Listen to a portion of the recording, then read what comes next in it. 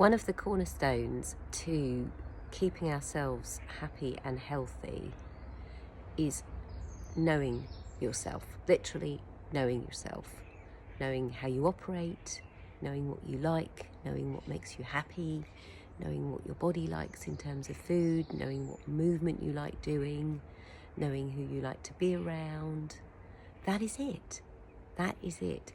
There's a lot of people out there who will try and sell you fancy packages, coaching packages, or healing modalities, and all of that can be helpful, but the real cornerstone is actually getting to know yourself and what you need, what you want to do, and sometimes this can take time to understand.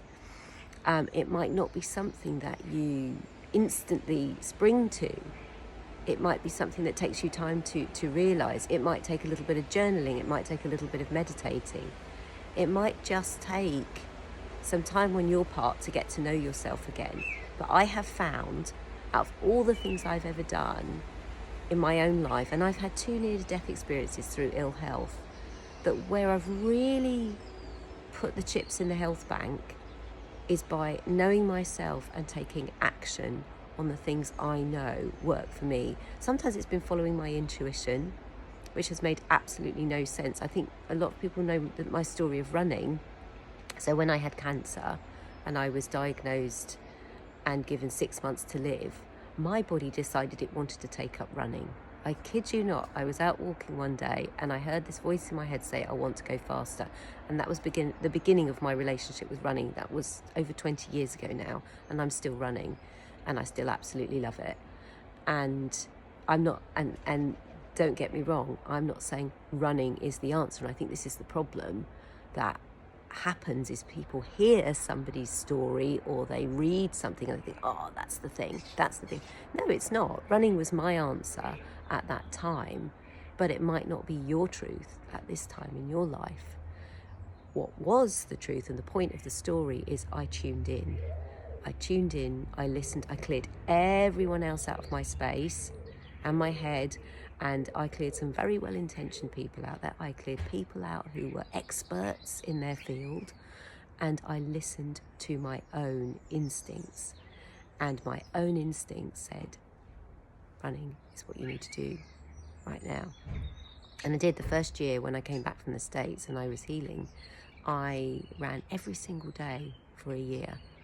And that continued, and then as I started getting back more into dance, which was also my thing, and then went into teaching, the running kind of reshaped itself around that.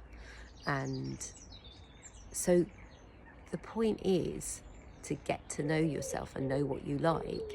And when you go off kilter, because you will, or you get a health drama, because that's a possibility, you know what to bring back into play if you're not doing it. Or you can check in and go, am I still doing that thing that I love so much? Or do I still love that thing? Or is it something else I need to be doing now?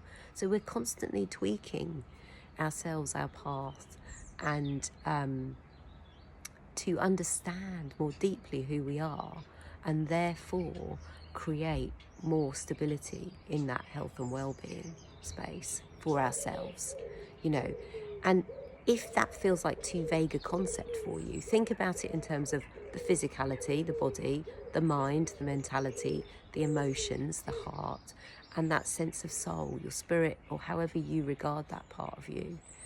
And maybe write some things in each of those quadrants as to what you know you like. And then sometimes it's like the random things, the frivolous things.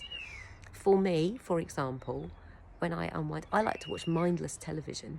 Now, I'm massively spiritual and I have a good practice of meditation.